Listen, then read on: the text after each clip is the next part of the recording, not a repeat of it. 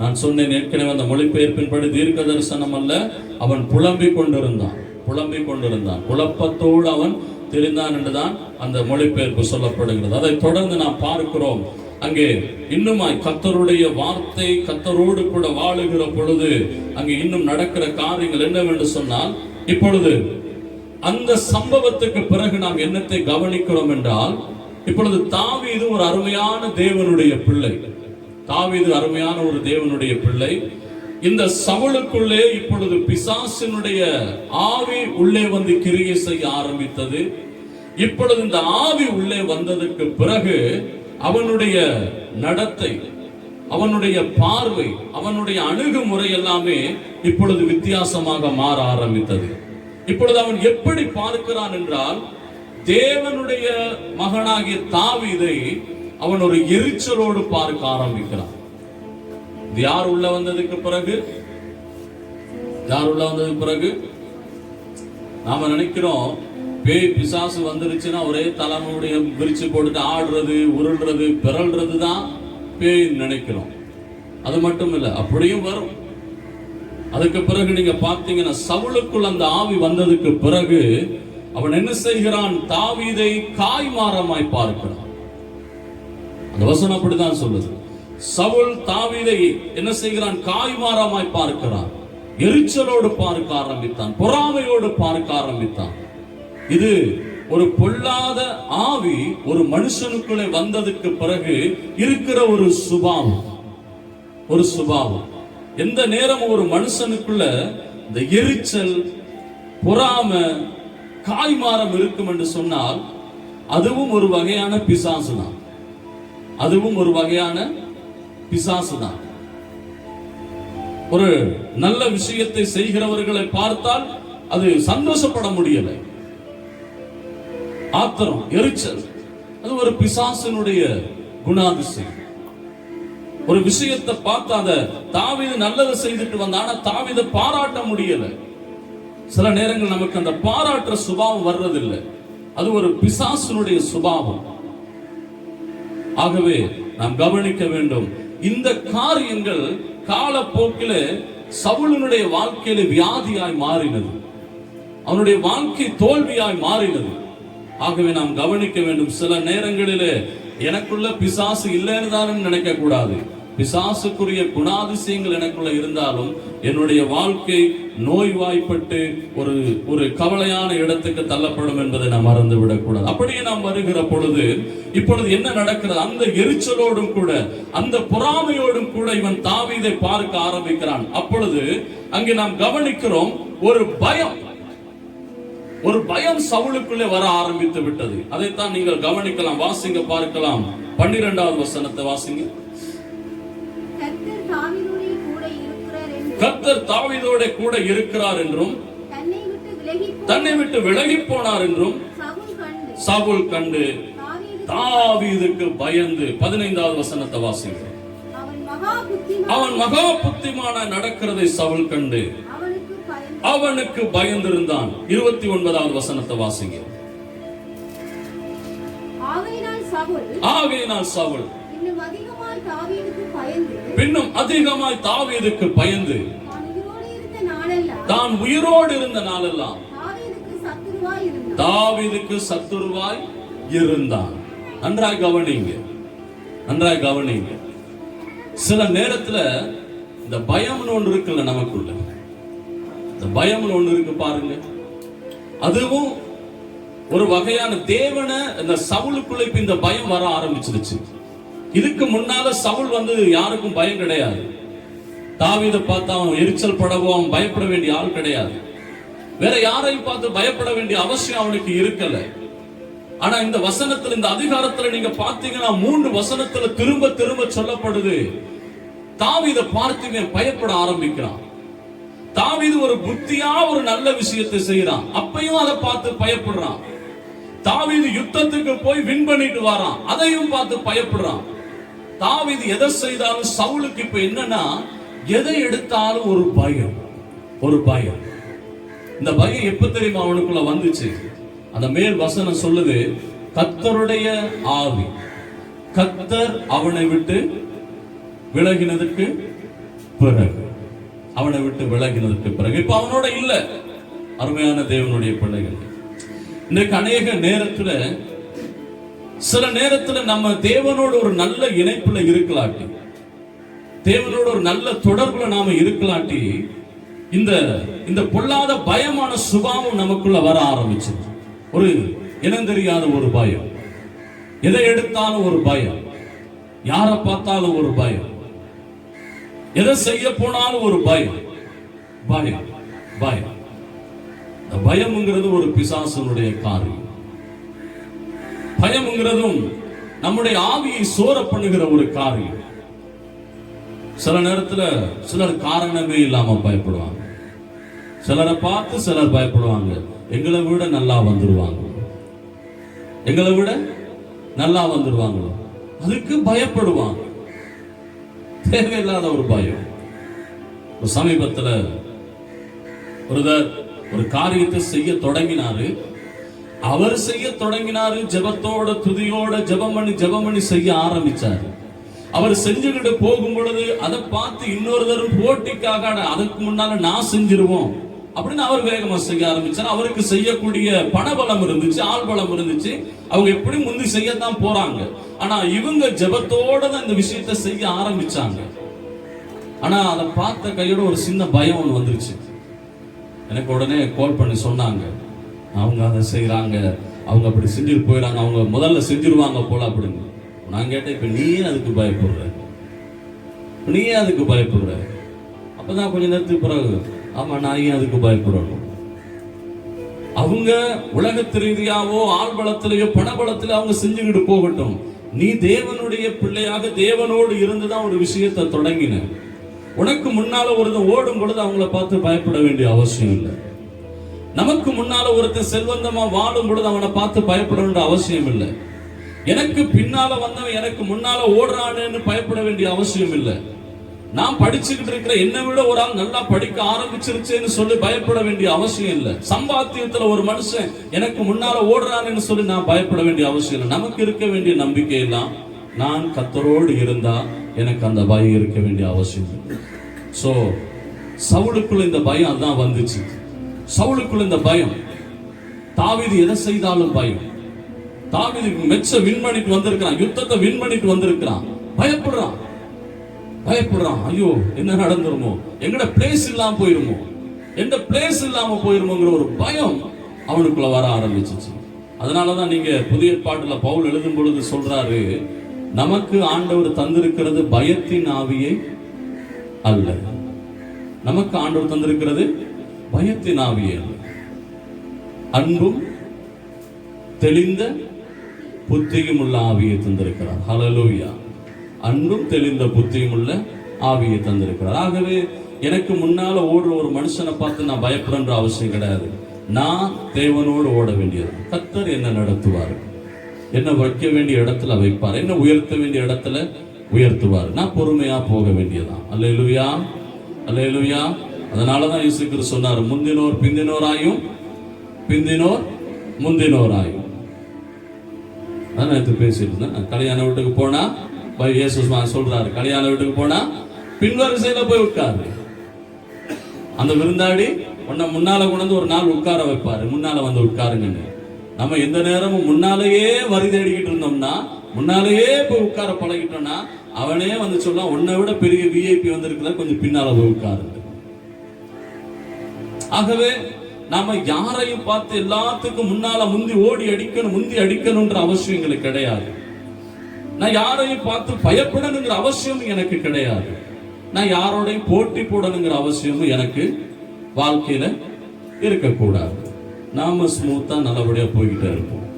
பயம் யாருக்கு வரும்னா, தேவனோட இல்லாதவனுக்கு தான் வரும்.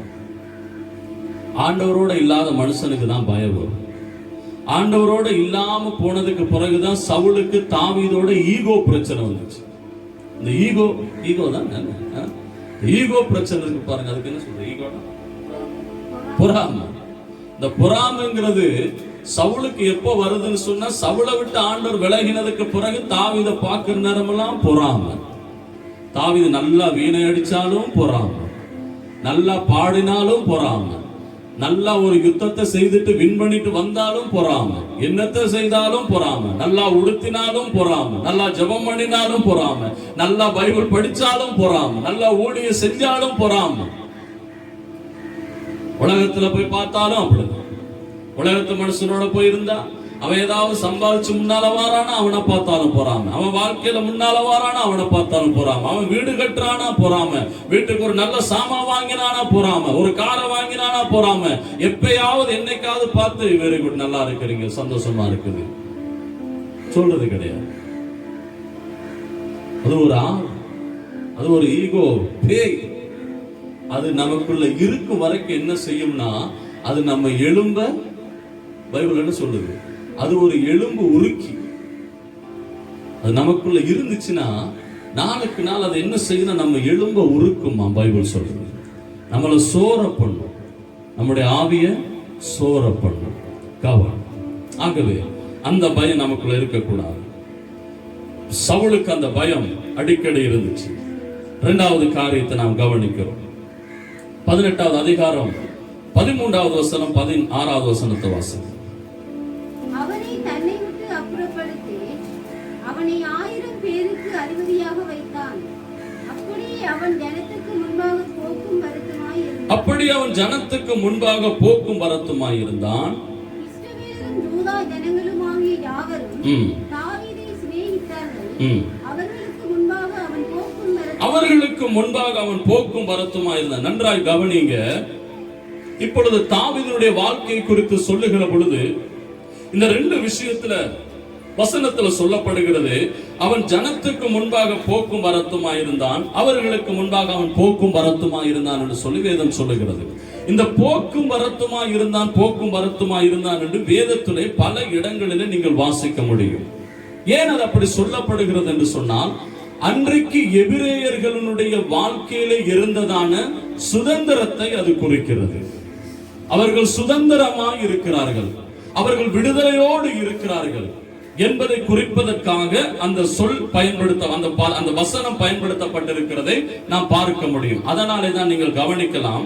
உபாகமம் 28வது அதிகாரத்திலே 6வது வசனம் சொல்லுகிறது. வாசிங்க. உபாகமம் 28:6. இன்னொருவர் எடுங்க. எரேமியா 37:4. இன்னொருவர் சங்கீதம் 121:8. உபாகமம் 28:6 வாசிங்க ஒருவர், மற்றவர் எரேமியா 37:4, மற்றவர் சங்கீதம் 121:8 வாசிங்க. நீ வருகையிலும் ஆசீர்வதிக்கப்பட்டிருப்பாய், நீ போகையிலும் ஆசீர்வதிக்கப்பட்டிருப்பாய். எரேமியா 37:4 வாசிங்க. மற்றவர் ஒரு இடத்துல வாசிங்க. 37:4.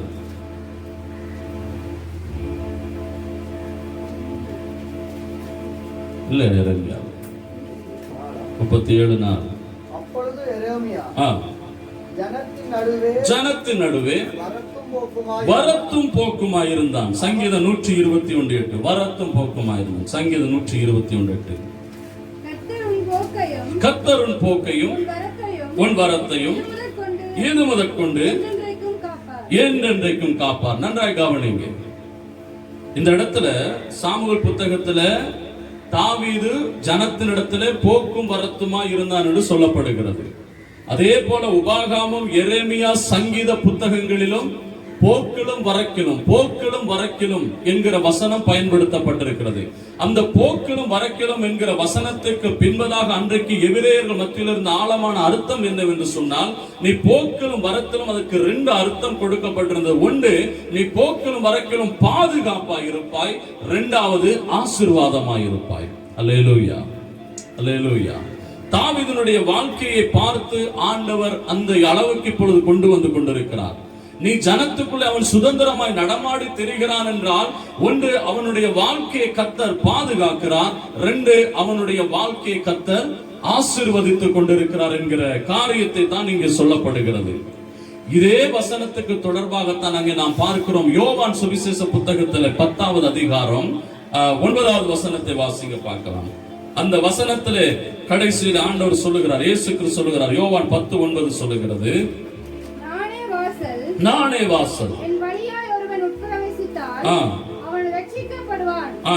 அவன் உள்ளும் புறமும் சென்று அவன் உள்ளும் புறமும் சென்று மேய்ச்சலை கண்டடைவான். நல்ல மேய்ச்சலை கண்டடைகிறானாம். ஆமென், ஆமென், ஹல்லேலூயா.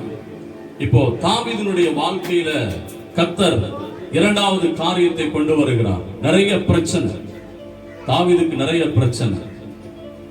சவுல் கொல்றதுக்கு தேடி திரிகிறார், சவுல் கொல்ல தேடி திரிகிறார். அந்த நேரத்துல கூட தாவீதை ஆண்டவர் சுதந்திரமான ஒரு ஆசீர்வாதமான ஒரு பாதுகாப்பான இடத்துல வைத்து நடத்தினார் என்பதைத்தான் அந்த 13வது 16வது வசனம் சொல்லுகிறது. அவன் ஜனங்களுக்கு முன்பதாக போக்கும் வரத்துமாய் இருந்தான். எரேமியா போக்கும் வரத்துமாய் இருந்தான். அதாவது அவன் பாதுகாப்பாய் போனான், பாதுகாப்பாய் வந்தான் என்று சொல்லப்படுகிறது. புதிய ஏற்பாட்டுக்கு ஆண்டவராகிய இயேசு கிறிஸ்துவினுடைய பிள்ளைகளாய் வந்திருக்கிற நமக்கு ஆண்டவர் சொல்லுகிற ஒரு சத்தியம் அதுதான். ஆண்டவராகிய இயேசு கிறிஸ்துவை சொந்த இரட்சகராய் ஏற்றுக்கொண்டு இருக்கிற எனக்கும் உங்களுக்கும் ஆண்டவர் சொல்லுகிற சத்தியம், நீ போக்கிலும் ஆசீர்வாதமாய் இருப்பாய், வரக்கிலும் ஆசீர்வாதமாய் இருப்பாய். ஹல்லேலூயா. நீ போக்கிலும் பாதுகாப்பாய் இருப்பாய், வரத்திலும் பாதுகாப்பாய் இருப்பாய். இன்றைக்கு அந்த நம்பிக்கை நமக்கு இருக்க வேண்டும், அந்த அந்த அந்த எதிர்பார்ப்பு நமக்கு இருக்க வேண்டும். இயேசு நம்மோடு இருக்கிறார். ஹல்லேலூயா. நாம வெளியே போகும் பொழுதும் கர்த்தர் நம்மை பாதுகாக்கிறார், நாம திரும்பி வரும் பொழுதும் கர்த்தர் நம்மை பாதுகாக்கிறார். அது மாத்திரமல்ல, நீங்க போகும் பொழுதும் ஆசீர்வாதமா இருப்பீங்க, நீங்க வரும் பொழுதும் ஆசீர்வாதமா இருப்பீங்க. தாவீதினுடைய வாழ்க்கையில் இது சொல்லுகிற பொழுது அந்த ஆசீர்வாதத்தை நாம் பார்க்கக்கூடியதா இருந்தது. ஆண்டவர் ஆசீர்வதித்தார், தாவீதை மேலே மேலே உயர்த்தினார் என்று சொல்லி நாம் கர்த்தருடைய வார்த்தையிலே பார்க்கிறோம். அருமையான தேவனுடைய பிள்ளைகளே, இந்த காலை நேரத்தில் ஆண்டவருடைய சமூகத்தில் இருக்கிற உங்களுக்கும் எனக்கும் ஆண்டவர் கொடுக்கிற இரண்டாவது செய்தி அதுதான். கர்த்தர் நம்மை பாதுகாக்கிறார், அதை போல நம்மை ஆசீர்வதிக்கிறார். ஆமென், நம்மை ஆசீர்வதிக்கிறார். நாம் அதையும் விசுவாசிக்க வேண்டும். கர்த்தர் எங்களை நல்லபடியாக வைக்க வல்லவராய் இருக்கிறார். அவரிடத்துல நான் கேட்கிற பொழுது அவர் எங்களை ஆசீர்வதிக்க வல்லவராய் இருக்கிறார். ஜெபம் பண்ணுங்க, எங்களை ஆசீர்வதிங்க ஆண்டவரே. யாபேஸ் ஜெபிக்கிறான், ஆண்டவரே என் எல்லையை விரிவாக்கும், நான் இருக்கிற இடத்தை விரிவாக்கும், உடைய கரத்தை வைத்து என்னை ஆசீர்வதி. அவன் உரிமையோடு ஜெபிக்கிறான். நாம நல்லா இருக்கணும், நம்ம ஆசீர்வாதமா இருக்கணும்னு சொன்னா உரிமையோடு ஜெபம் பண்ணுங்க. கர்த்தருடைய ஆசீர்வாதம் நமக்கு கிடைக்கும்படியாக. கடைசி மூன்றாவது காரியத்தை அந்த அதிகாரத்தில் நீங்கள் பார்க்கிற பொழுது ஒரு காரியத்தை பார்க்கலாம். 18வது அதிகாரத்தில் வாசிங்க பார்க்கலாம். இப்பொழுது ஒரு சத்துருவினுடைய வலை தாவீதினுடைய வாழ்க்கைக்கு எப்படி விரிக்கப்படுகிறது என்று அங்கே நாம் கவனிக்க முடியும். 13வது வசனத்தை வாசிங்க. 13வது வசனம். தன்னை விட்டு அப்புறப்படுத்தி அவனை 1000 பேருக்கு அதிபதியாக வைத்தான். ரைட். 17வது வசனத்தை வாசிங்க. அவனை 1000 பேருக்கு அதிபதியாக வைத்தான். 17வது வசனம். விழட்டும் என்று சவுல் நினைத்துக் கொண்டு சவுல் தாவீதை நோக்கி, இதோ என் மூத்த குமாரத்தியாகிய மேராவை உனக்கு மனைவியாக கொடுப்பேன். 20, 21 வாசிங்க. சவுலின் குமாரத்தியாகிய மீகாள் தாவீதை நேசித்தாள். அது சவுலுக்கு அறிவிக்கப்பட்ட போது அது அவனுக்கு சந்தோஷமா இருந்துச்சு. தாவீதை என்ற மகள் விரும்புறான்னு சொல்லி கேள்விப்பட்ட சவுலுக்கு சந்தோஷமா இருந்துச்சு. எதுக்காக? 21வது வசனம். அவள் அவனுக்கு கன்னியாய் இருக்கவும் விழவும் எண்ணி. 22வது வசனத்தை வாசிங்க.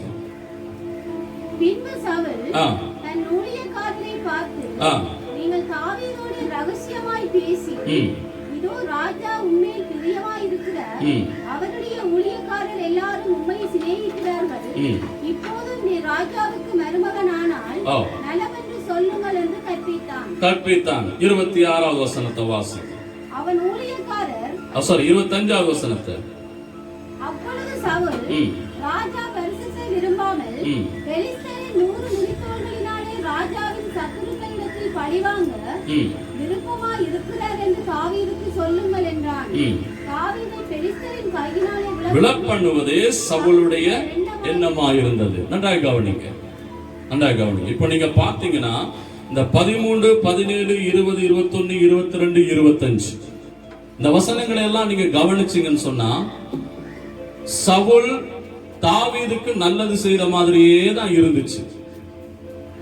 ஒரு இடத்துல கமாண்டர் ஆக்கினார், இன்னொரு இடத்துல மூத்த மகளை தாரன்னு சொன்னார், இன்னொரு இடத்துல 2வது மகளை இவர் விரும்பிட்டாருன்னு தெரிஞ்ச கையோட இவர் ரொம்ப சந்தோஷப்பட்டார், இன்னொரு இடத்துல சேவகர்களை வச்சு நீ இந்த மருமகளா ஆகிருன்னு சொல்லி எப்படியாவது அந்த மனசை விரும்ப வச்சாரு. இன்னும் ஒரு இடத்துல ஒரு சேலஞ்ச் ஒன்று கொடுக்கிறாரு, என் மகளை நீ கட்டுறதுக்கு நீ இப்படி ஒரு சவாலை நீ நிறைவேற்றணும் அப்படி ஒரு சேலஞ்ச் கொடுக்கிறாரு. இந்த எல்லா சம்பவத்தை நீங்க பாத்தீங்கன்னா ஏதோ தாவீத ஒரு நல்லவனை போல, நான் தான் விரும்புறது போல, ஒரு வீரனை போல, தான் நேசிக்கிறது போல காட்டுறதுக்கு செய்யற மாதிரியே தான் இருந்துச்சு. ஆனா உள்ள என்ன தெரியுமா? உள்நோக்கம் என்ன? உள்நோக்கம் என்ன? உள்நோக்கம் எப்படியாவது இதுகளை செய்ய வச்சு பெலிஸ்தரின் கையால தாவீதை இல்லாமலாக்கும், தாவீதை இல்லாமலாக்கும். இதுதான் அவனோட முழு உள்நோக்கமா இருந்துச்சு. ஆனா தாவீதுக்கு இது தெரியுமோ தெரியாதோ தெரியல. ஆனா தாவீது என்ன பண்ணாருன்னு இவன் சொல்றதெல்லாம் கேட்டுட்டு போயிட்டு பெரிய ஒரு யுத்தத்துக்கு அனுப்பி விடுறாரு. இதோட இவன் கதை முடிச்சிடணும் அப்படின்னு சொல்லி அனுப்பி விடுறாரு. தாவீது என்ன பண்றாரு? போயிட்டு யுத்தத்தை வின் பண்ணிட்டு வந்துட்டாரு. மகளை கட்டி கொடுத்தார், 2வது மகளை கட்டி கொடுத்தார். இந்த 2வது மகளை கட்டி கொடுத்து எப்படியாவது மகளை வச்சு தாவீதை போட்டுறலாம், படுக்கையில வச்சு போட்டுறலான்னு தான் மகளை கட்டி கொடுத்தாரு. ஆனா பைபிள் சொல்லுது 2வது மகள் அவ உண்மையிலேயே தாவீதை விரும்பி நேசிச்சதுனால காப்பாற்ற ஆரம்பிச்சிட்டா. தாவீதுக்கு அது சரியா நல்லதான் அமைஞ்சிச்சு, நல்லதான் அமைஞ்சிச்சு. அப்போ நீங்க கவனிச்சீங்கன்னா 26வது வசனம் வருகிற பொழுது அவன் ஊழியக்காரர் தாவீதுக்கு இந்த வார்த்தைகளை சொன்னபோது ராஜாவுக்கு மருமகனாகிறது தாவீதுக்கு பிரியமாயிருந்துச்சு, பிரியமாயிருந்துச்சு. நல்லா கவனிங்க, ஆரம்பத்திலிருந்து ஒரு உள்நோக்கத்தோடையே சவுல் செஞ்சுக்கிட்டு வந்தாரு. பெலிஸ்தர்கிட்ட எப்படியாவது தாவீதை கொடுத்து கொன்றலாம்னு சொல்லி உள்நோக்கத்தோட தான் ஒரு சில விஷயங்கள் செய்யப்பட்டுச்சு. ஆனா ஏதோ கர்த்தர் தாவீது மேல கிருபை வச்சதுனால தாவீதை காப்பாத்தினாரு. ஆனா அது பிரச்சனை என்னன்னு சொன்னா காலப்போக்கில் சவுல் வைக்கிற அந்த சூழ்ச்சி தெரியாமலேயே தாவீது அதை விரும்பி ஏற்றுக்கொள்றார். நன்றாக கவனிங்க, நம்முடைய ஆவிக்குரிய வாழ்க்கையிலும் சில நேரத்துல இந்த மாதிரி பிரச்சனைகள் இருக்குது, இந்த மாதிரி பிரச்சனைகள் இருக்குது. நம்ம தேவனை தேட ஆரம்பிச்சதுக்கு பிறகு, நம்ம தேவனை விரும்பினதுக்கு பிறகு, ஆண்டவரோட வாழணும்னு முடிவெடுத்ததுக்கு பிறகு பிசாசு என்ன தெரியுமா செய்வான்? பிசாசு தேவனை விட்டு நம்மளை பிரிக்கிறதுக்கு சில நல்ல சந்தர்ப்பங்களை, வாய்ப்புகளை ஏற்படுத்தி தருவான். என்னது தருவான்? நல்ல வாய்ப்புகளை ஏற்படுத்தி தருவான். நான் ஒரு கொழும்புல ஒரு பகுதியில் ஒரு ஒரு ஒரு ஊர்ல ஊழியம் செஞ்சேன். அப்ப அங்க ஊழியம் செய்யும் பொழுது ஒரு ஒரு ஒரு கிராமம், ஏழைகள் இருக்கிற கிராமம், அந்த கலனி பாலம் சொல்லுமில்ல, இந்த கலனி பாலத்துக்கு கீழே இருக்கிற ஆட்கள் மத்தியில் போய் ஊழியம் செய்கிறேன். அப்போ ஒருத்தர் வந்து ஃபாதர் ஜெபம் பண்ணுங்க, எனக்கு ஒரு நல்ல வேலை கிடைக்கணும்னு சொன்னார். அப்போ நானும் ஜெபம் பண்ணினேன், நல்ல வேலை கிடைக்கணும்னு ஜெபம் பண்ணிட்டு வந்து அடுத்த கிழமை போனேன்னா அவர் இப்போ சாட்சியெல்லாம் சொல்றாரு. அவர் சாட்சி சொன்னாரு, தேங்க்யூ, நன்றி ஃபாதர், நீங்க ஜெபம் பண்ணின பிறகு எனக்கு நல்ல வேலை ஒன்று கிடைச்சிச்சு அப்படின்னு.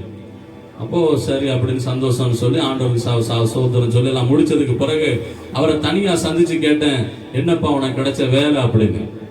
பார்த்தா அந்த கிளனி அந்த ஊருக்குள்ள இருக்கிற சாராய கடை ஏஜென்சியை இவரை நியமிச்சிருக்கிறாங்க. கசிப்பு ஏஜென்சியை இவரை நியமிச்சிருக்கிறாங்க. அப்போ நான் கூப்பிட்டு சொன்னேன், இல்ல கர்த்தர் அப்படியெல்லாம் ஆண்டவர் வேலை தர மாட்டார். நீ சாராயம் விற்கிற முதலாளி அவனை ஆண்டவர் ஆசீர்வதிக்க மாட்டார். அந்த வேலை சரிபட்டு வர நல்ல வேலையை தேவை, நல்ல வேலையை தேவை. சில நேரத்தில் நம்ம பார்த்தோம்னா ஆண்டவர்கிட்ட சில நேரம் நிறைய பிரச்சனைகளோட, வேலை வாய்ப்புகள் இல்லாமல் வர்ற நேரங்கள் உண்டு, தொழில் இல்லாமல் வர்ற நேரங்கள் உண்டு. பல நாட்கள் தொழில் இருக்காது. நாமளை நீ பாரப்பட்டு அழுது ஜெபம் பண்ணி ஆண்டவர் ஒரு நல்ல தொழிலை சந்திங்க, தேடுங்க, கொடுங்க ஆண்டவர்னு சொல்லி நாம ஒரு தொழிலை ஏற்படுத்தி கொடுக்கிறோம்.